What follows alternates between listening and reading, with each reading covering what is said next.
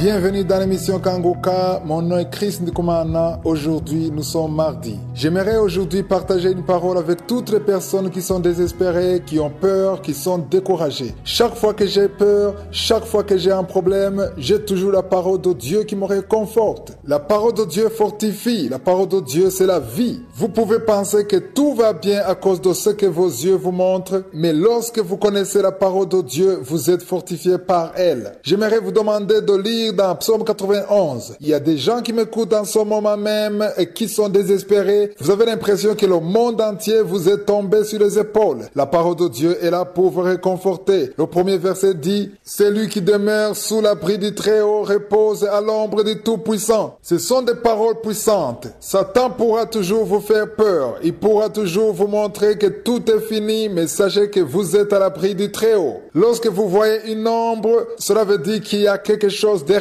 Il y a quelqu'un et cette personne n'est pas loin. Lorsque vous voyez une ombre, cela veut dire que la personne est proche. Ce verset veut dire que Dieu est proche de vous. Il connaît vos larmes. Ne désespérez plus. Ne dites plus que vous êtes malheureux. Les gens vous ont abandonné et personne ne vous aime. Ça peut être vrai que les gens vous ont abandonné, mais vous devez savoir que je suis. L'Éternel est avec vous. Il est en train de parler à votre cœur. Ne désespérez plus. Le deuxième verset dit: je dis à l'Éternel, mon refuge et ma forteresse, mon Dieu en qui je me confie. La forteresse vous protège contre les flèches de l'ennemi. Lorsque vous avez confiance en l'Éternel, tout ce que Satan fait ne sert à rien car Dieu est votre forteresse. Je vous invite à croire dès aujourd'hui que Dieu est avec vous. Si vous croyez en lui, si vous croyez qu'il est capable de vous délivrer, si vous croyez qu'il est capable de changer votre enfant, votre mari, votre femme, la situation dans laquelle vous êtes, si vous croyez qu'il est capable de payer vos dettes, si vous croyez qu'il est capable de vous faire sortir de cette pauvreté, de cette humiliation, il ne vous demande qu'une seule chose à faire. Dites-lui ceci: mon refuge et ma forteresse,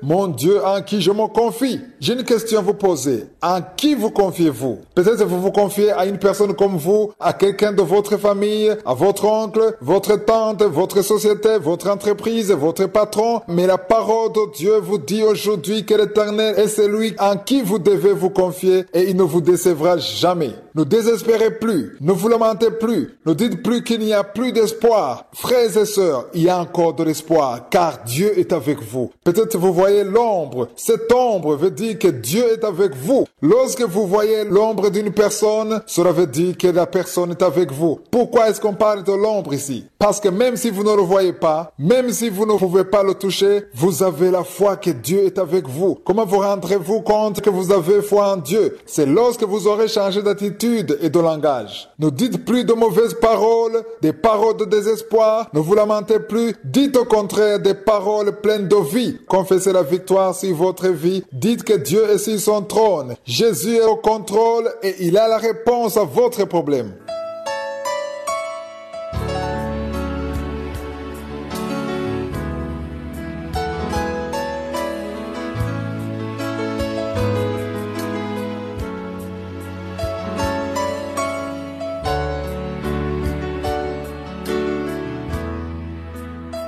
Nous continuons avec la deuxième partie de cet enseignement. Nous sommes en train d'étudier sur le livre de la Genèse. Nous venons de passer plus d'un mois sur ce livre. Hier, j'ai terminé en vous disant que chaque chose que nous lirons dans l'Ancienne Alliance a quelque chose à nous apprendre concernant la vie d'aujourd'hui. Hier, nous avons vu qu'Adam a eu des enfants et des petits-enfants. Nous nous sommes particulièrement intéressés à un de ses descendants qui s'appelle Enoch. Enoch a eu un fils qu'il a appelé Méthusela. Nous l'avons lu au chapitre 5, verset 21.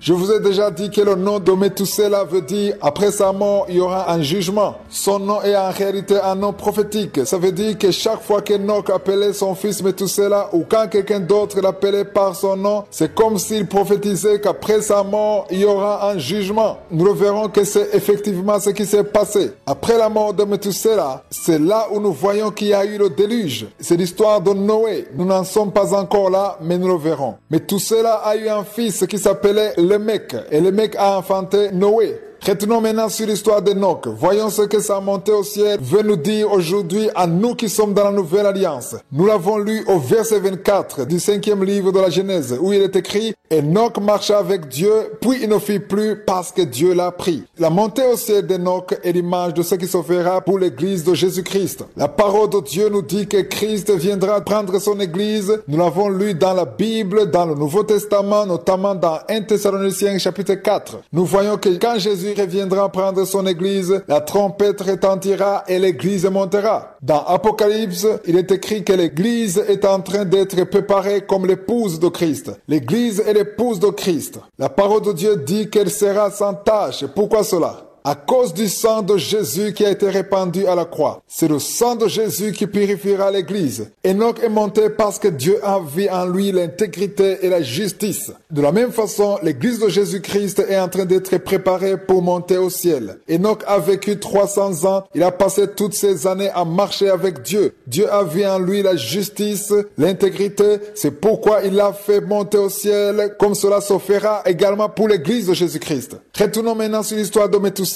Son nom veut dire qu'après sa mort, il y aura un jugement. Chaque fois que les gens le voyaient, ils savaient que Dieu allait faire quelque chose. Imaginez-vous si c'est votre enfant qui porte son nom. Chaque fois que vous le voyez vivant, vous êtes content, mais vous redoutez le jour de sa mort. Mais tout cela le savait, c'est pourquoi il marchait selon la volonté de Dieu. Il savait ce qui se passera après lui. Son père aussi le savait. Au 6e chapitre, la chose la plus importante que nous voyons, notamment au verset 5, c'est que Dieu a vu la méchanceté des hommes. Il y a beaucoup de mauvaises choses qui ont été commises. Le 5e verset dit, l'Éternel vit que la méchanceté des hommes était grande sur la terre et que toutes les pensées de leur cœur se portaient chaque jour uniquement vers le mal. Lisons le 6e verset. Il est écrit, l'Éternel se repentit d'avoir fait l'homme sur la terre et il fut affligé en son cœur. Imaginez-vous, Dieu avait créé l'homme avec un objectif. Il voulait être en communion avec lui. Il avait un plan pour sa vie, mais il est arrivé au point où il a regretté d'avoir créé l'homme.